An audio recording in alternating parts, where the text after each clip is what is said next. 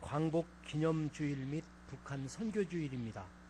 또 남북 평화통일 공동 기도주일이라고 해서 남과 북에 있는 교회들이 평화통일을 위하여 공동으로 기도하는 주일이기도 합니다. 그런데 우리나라 국민들의 대다수는, 특히 젊은 사람들은 통일을 원하지 않습니다. 남쪽에서조차 하나 되지 않는 상황에서 오히려 통일된다는 것은 매우 부담스러운 일이라고 생각합니다. 경제적으로도 마찬가지예요. 통일되면 얼마나 많은 것을 부담해야 되겠습니까? 실제적으로 유럽에서는 체코슬로바키아가 오히려 체코라는 나라, 슬로바키아라는 나라로 분리돼서 따로 사는 게 편하거든요. 그래서 서로 왕래는 하되 국가 제도는 나눠지는 것입니다. 유고슬라비아가 유고라는 나라와 슬라비아라는 나라가 분리되어서 서로 왕래하며 살지만 사상과 체계가 다른데 굳이 하나 될 필요가 없는 것이 아마도 국제정세가 아닐까 하는 생각도 들어봅니다. 그러나 해마다 8.15 광복절이 되면 떠오르는 민족의 선구자들, 지도자들이 생각납니다. 유관순, 이상재, 김구, 조만식, 이승만, 이들은 모두가 기독교인들이었습니다. 이들은 우리 민족이 통일되기를 위하여, 아니 해방되기를 위하여 얼마나 많이 기도했던 믿음의 동역자들이었겠습니까? 그들의 기도한 대로 1945년 우리나라는 광복을 맞이했습니다. 광복 후 3년 후에 1948년 제헌국회에서 당시의 국회의장, 임시의장으로 나선 이승만은 순서에도 없는 제안을 했습니다. 우리는 대한민국 민주국회 제1차 회의를 열게 된 것은 하나님께 감사해야 합니다. 종교와 사상을 떠나서 하나님께 감사드리지 않을 수가 없습니다. 이제 우리가 다 같이 일어나서 성심으로 하나님께 감사 기도를 드릴 텐데 이윤영 의원 앞으로 나와서 기도를 올려주시기 바랍니다. 이때 국회의원들은 아무도 이의를 제기하지 않았습니다. 이윤영 의원은 목사이면서 앞에 나가 모든 의원들이 일어선 가운데 해방의 기쁨과 민족의 염원을 담아 간절하게 기도하며 대한민국이라는 나라가 시작되었습니다. 그런데 지금 우리 대한민국은 어떻습니까? 지금 우리 민족의 상황은 어떤 상태라고 생각합니까? 남북으로 분단되어 70년 동안이나 갈등하고 있습니다. 북한에서는 핵무기를 개발해서 민족의 존폐마저도 위협하고 있는 상황, 그리고 남쪽에서는 진보와 보수가 갈리어 원수처럼 대립하고 있는 우리 대한민국의 상황은 너무도 다른 하나님의 말씀에서 너무도 벗어난 진보, 벗어난 보수, 그런 국민, 그런 대한민국이 아닌가 생각됩니다. 대외적으로는 미국을 믿을 수 있겠습니까? 미국이 어떻게 할지 우리는 걱정스럽기만 합니다. 이웃나라 중국은 믿을 수 있습니까? 중국은 아마도 어떻게 해서라도 한반도에서 기득권이나 챙기려고 하지 않겠습니까? 그의 행동이 묘연합니다. 일본은 어떨까요? 일본이 우리나라가 통일되기를 원할까요? 일본 그렇지 않을 겁니다. 러시아도 마찬가지예요. 러시아도 한반도에서 어떤 흑심을 품고 있는 것이 분명합니다. 우리나라가 왜 이런 위기 상황에 놓여 있습니까? 하나님께서 우리에게 허락하신 자유와 해방, 이것을 선하게 받아들이지 않고 갈등하며 북쪽에서는 교회를 문 닫고 남쪽에서는 교회를 비방하는 세력들이 있고, 그래서 오늘 우리나라의 현실은 잠언이 필요합니다. 잠언의 지혜가 필요한 것입니다. 솔로몬의 지혜, 이 잠언 성경에서 뭐라고 하는지 이 말씀을 아마도 우리 민족은 꼭 들어야 할 것입니다. 우리나라가 지혜로운 나라가 되지 못하면 위험하기 때문이죠. 우리나라가 지혜롭지 않다면, 그리고 우리뿐만이 아니에요. 미국이 지혜롭지 못하면, 북한이 지혜롭게 행동하지 않으면 어떻게 될지 모르는 위기 상황에 있는 것이 분명합니다. 그래서 우리는 잠언의 지혜가 필요합니다. 솔로몬의 지혜가 필요한 것이에요. 그래서 오늘 본문 말씀에서는 우리에게 뭐라고 지혜로운 나라가 되려면 어떻게 해야 된다고 말씀하시는지 저는 말씀의 중심으로 두 가지를 오늘 말씀을 드리려고 합니다. 첫 번째로 지혜로운 나라는 하나님의 말씀에 순종합니다. 하나님의 말씀대로 사는 민족입니다. 하나님의 말씀을 떠나지 말아야 합니다. 하나님의 말씀을 거역하고 잘된 사람 보셨습니까? 하나님의 말씀을 떠나고 잘된 나라를 보셨습니까? 오늘 본문에서도 하나님의 말씀에 순종하는 것이 무엇이며 순종하지 않으면 어떻게 되는지에 대하여 성경은 분명하게 말해줍니다. 여러분 다시 한번 성경을 한 목소리로 같이 읽어보려고 합니다. 잠언 1장 20절부터 읽었는데요. 20절, 21절, 22절까지 20절부터 22절까지 다 같이 한 목소리로 같이 읽겠습니다. 시작. 지혜가 길거리에서 부르며 광장에서 소리를 높이며 시끄러운 길목에서 소리를 지르며 성문 어귀와 성중에서 그 소리를 발하여 이르되 너희 어리석은 자들은 어리석음을 좋아하며 거만한 자들은 거만을 기뻐하며 미련한 자들은 지식을 미워하니 어느 때까지 하겠느냐. 이것이 바로 오늘 우리나라의 상황이 아닐까요? 하나님의 지혜가 우리 가운데 충만하고 하나님의 말씀이 우리 가운데 역사하고 있는데 북한에도 하나님의 말씀이 전파되었고 남쪽에도 하나님의 말씀이 선포되었는데 이 말씀을 무시하고 이 말씀을 떠나고 말씀대로 살지 아니하고 말씀을 불순종하는 우리 민족에 대하여 하나님은 뭐라고 말씀하고 계실까요? 너무 딱딱하니까 썰렁한 얘기 한마디 하고 넘어갈게요. 썰렁한 얘기니까 그냥 썰렁하게 들으면 됩니다. 한석봉하고 그의 어머니가 불을 끄고, 한석봉은 글쓰기 하고 어머니는 뭐 했죠? 떡 쓰는 거를 했잖아요. 그런데 불을 끄니까 한석봉이가 글을 쓰지 못하고 그냥 가만히 있는 거예요. 불 끄니까 아무것도 안 하고 있는 거예요. 그래서 한석봉 어머니가 뭐라고 했게요? 썰렁 그랬대요. 그래서 썰렁한 얘기예요. 안 쓰니까요. 썰렁 그랬대요. 지금 우리나라가 그런 거예요. 지금 나라가 어두워지니까 캄캄하니까 북한에서는 막 쏜다고 그러고요. 미국에서는 뭐 한다고 하고요. 중국에서는 한마디 하고 일본도 가만히 있는데 그런데 우리나라는 가만히 있는 거예요. 이상하잖아요. 지금 말이에요. 미국도 말하고 북한도 말하고 중국도 뭐라고 하고 일본도 그러고 러시아도 한 번씩 끼어들고 그러는데 영국에서도 한마디 하는데요. 우리나라는 가만히 있는 거예요. 뉴스에서만 계속 뉴스에서만 뭐 가만히 있는 거예요. 한석봉이가 불 끄니까 가만히 있는 것처럼 국제사회가 지금 급박하게 돌아가는 거예요. 지금 우리는 뭐 해야 되겠어요? 말씀으로 돌아가야 돼요. 하나님의 말씀은 뭐라고 하시는지, 말씀을 잊어버려서 우리 민족이 그렇게 됐다고, 말씀대로 순종하지 않아서 말씀대로 살지 않았기 때문에 우리 민족이 어려움 당하고 있다고 주님은 잠언에서 가르쳐 주는데, 우리가 말씀으로 돌아가고 회개하지 않으면 위험하다는 것을 지금 우리는 인지해야 되는 것입니다.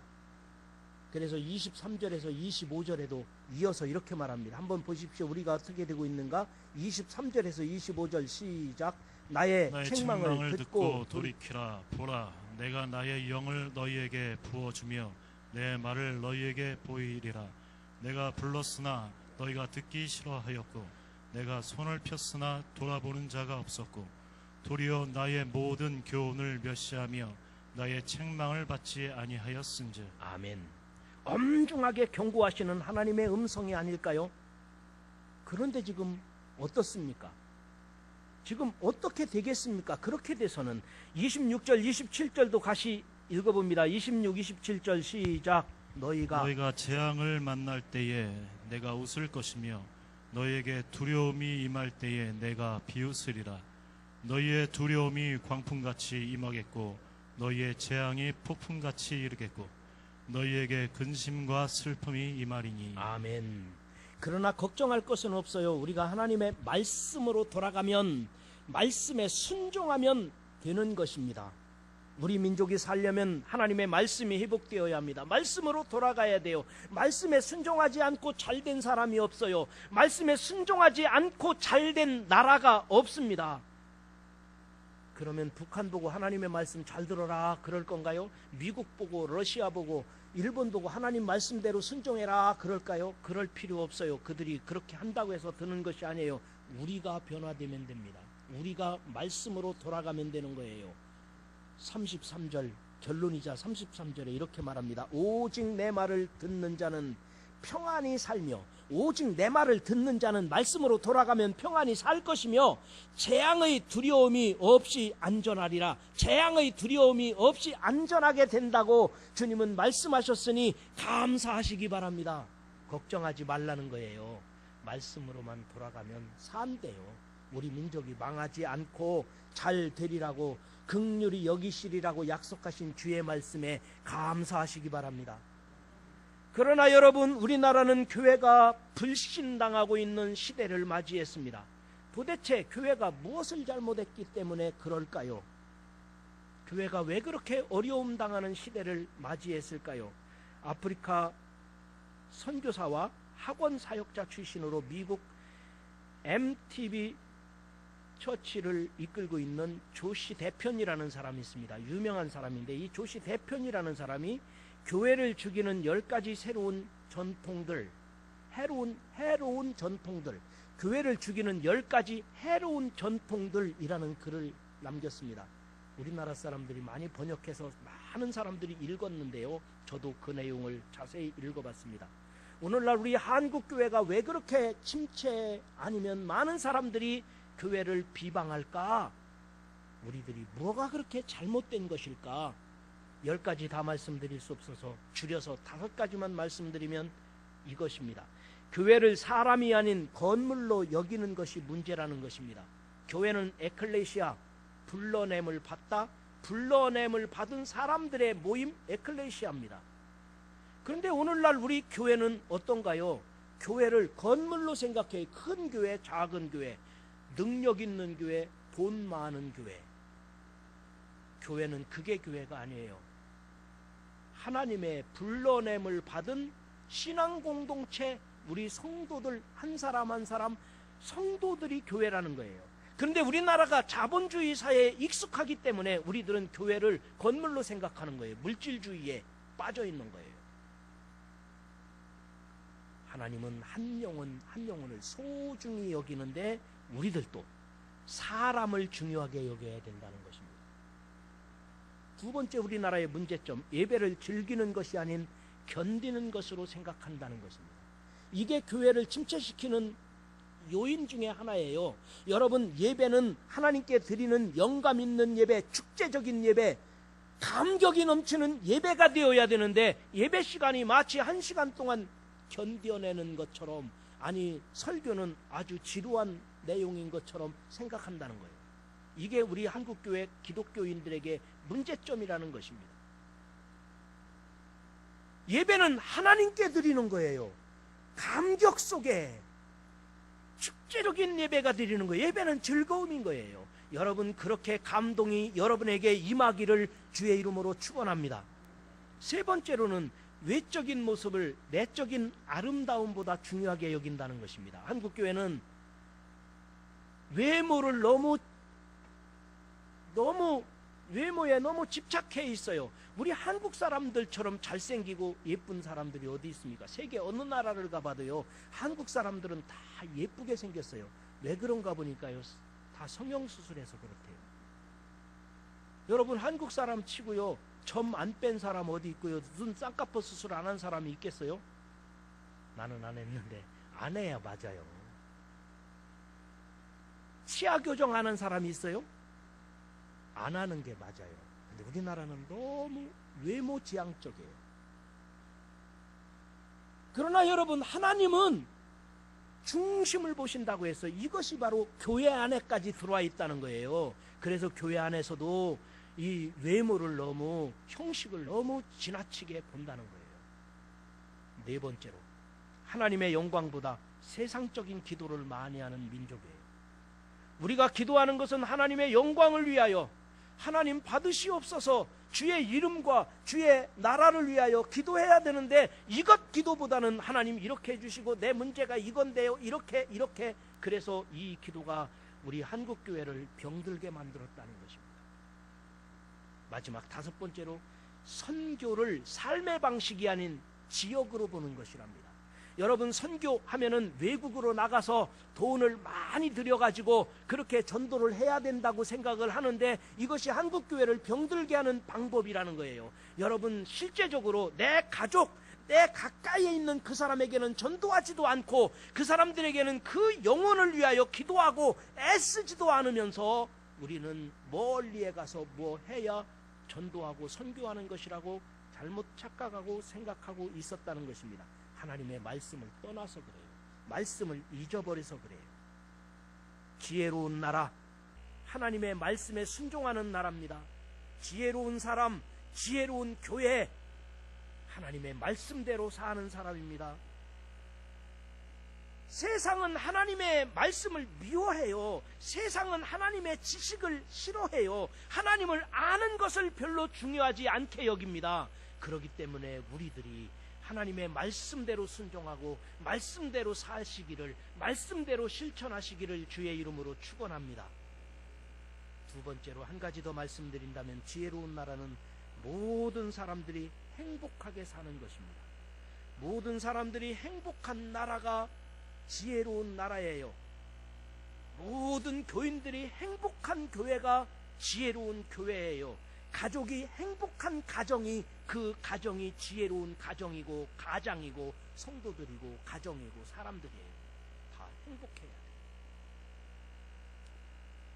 제가 노래를 잘 모르거든요. 잘 못하는데 얼마 전에 제가 명곡을 혼자 불러봤습니다. 혼자 흥얼거리며 노래 부르는데 제 아내가 잘한다고 그러면서 이렇게 유명한 곡을 마음대로 편곡할 수 있으니 대단한 작곡가, 저보고 작곡가라고 그러더라고요. 이 생각을 바꿔보니까 정말 그런 거예요. 대단한 명곡인데 제가 편곡했거든요. 제 마음대로 불렀으니까요. 그런데 기분이 좋더라고요. 여러분, 사람은 누구나 인정받기를 원합니다. 사람은 다 대접받기를 원합니다. 그리고 내가 실수하더라도 좀 흉어물이 있더라도 용서받기를 원하고 덮어주기를 원합니다.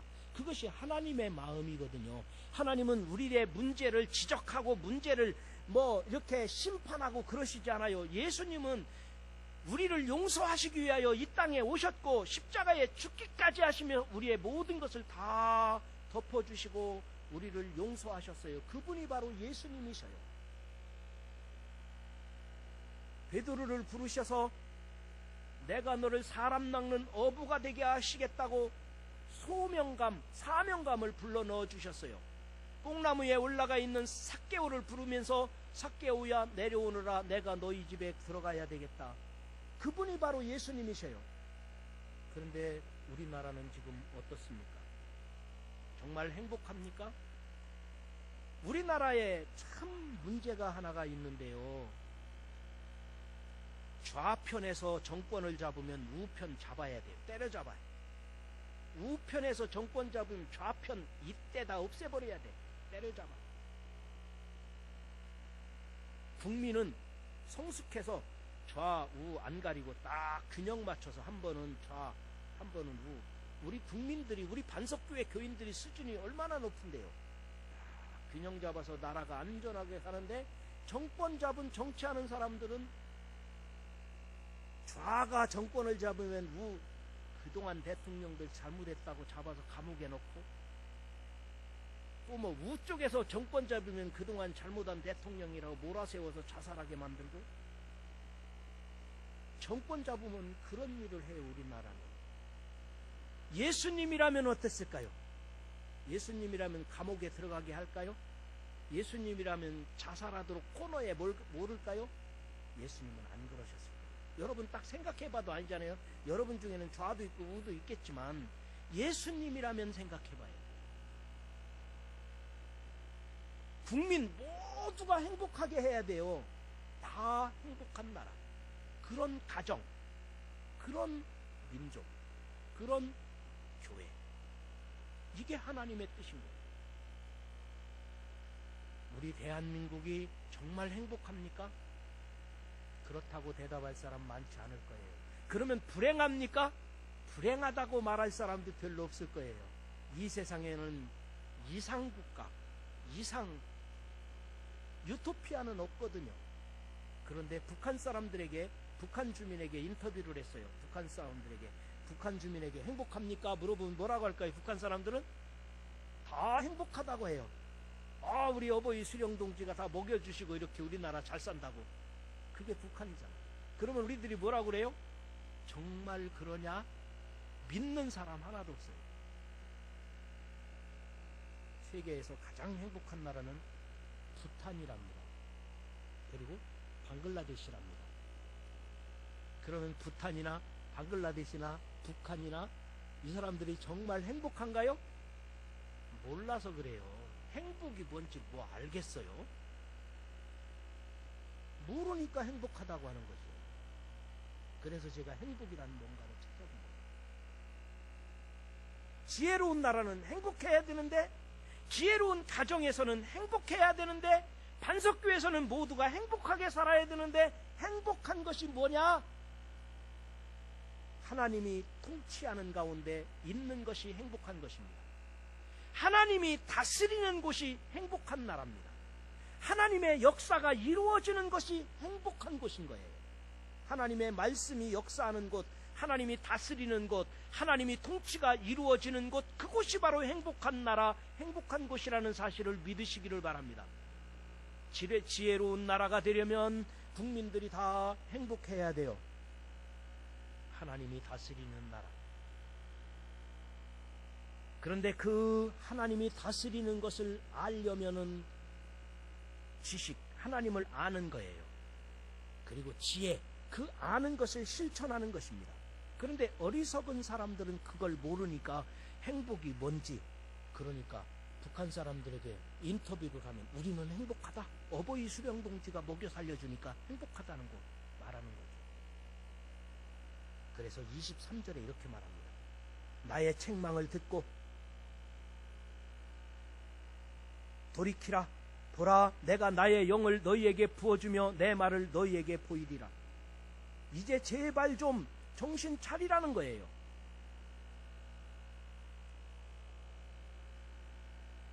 통일을 이루지 못한 우리나라, 왜 통일이 안 됐을까요?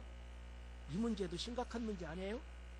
여러분, 이 지구상에서요, 국민들이 원하는데 통일되지 않은 나라, 우리나라밖에 없어요. 다 통일돼서 국민들이 나누려고 해서 자기들 투표해서 나눴지, 나눠진 나라가 없어요, 지구상에. 근데 우리나라만 나눠졌어요.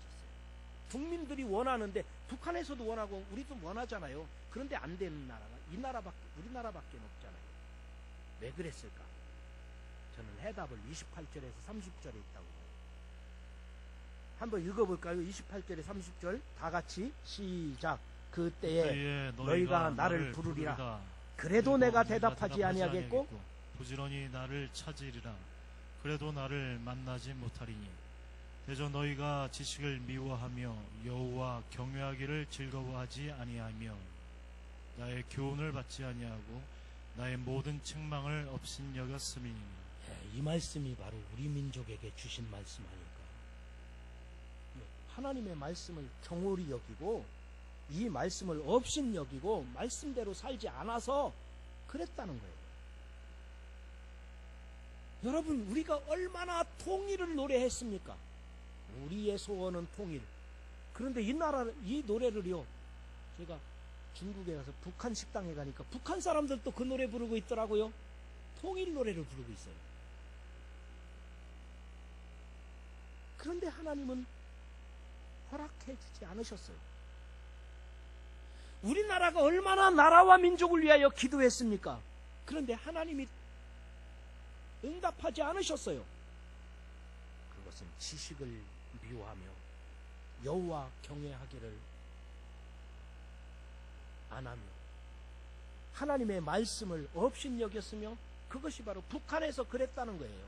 남쪽에 있는 우리들도 예수 믿는 것 같지만은 그렇지 못한 것이 너무 많았다는 거예요. 그래서 31절에 이렇게 말합니다. 그러므로 자기 행위의 열매를 먹으며 자기 꾀에 배부르리라.